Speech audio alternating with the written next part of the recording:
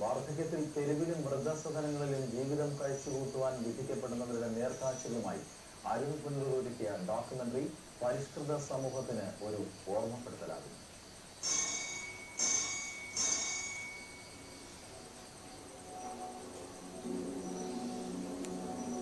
സ്നേഹിച്ചും കലഹിച്ചും അടുത്തും അകന്നുമൊക്കെ ഒരു കൂരയ്ക്കുള്ളിൽ കഴിയുന്നവർ ഒരു നാൾ അനാഥത്വവും അശാന്തിയും നൊമ്പരവും പേറി വേർപിരിയപ്പെടുന്നു.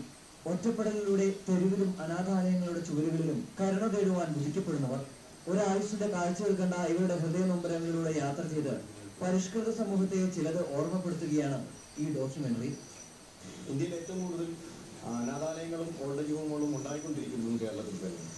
അപ്പോൾ ഇത്തരം ഓൾഡ് ഏജ് ഹോമുകളിൽ പലതും പലയിടങ്ങളിലും സന്ദർശനം നടത്തിയപ്പോൾ കേട്ട കരളലിയിപ്പിക്കുന്ന പല അച്ഛനമ്മമാരുടെയും കഥകളാണ് എന്നെ ഇങ്ങനൊരു ഡോക്യുമെന്റ് ചെയ്യാൻ പ്രേരിപ്പിച്ചത്. പ്രതീക്ഷകളും സ്വപ്നങ്ങളും നഷ്ടപ്പെടുമ്പോഴും സ്വയം ആശ്വസിക്കുന്നവരുടെ കഥയാണ് ബ്രോക്കൺ റൂട്ട്സ് എന്ന ഹ്രസ്വചിത്രം പങ്കുവയ്ക്കുന്നത്.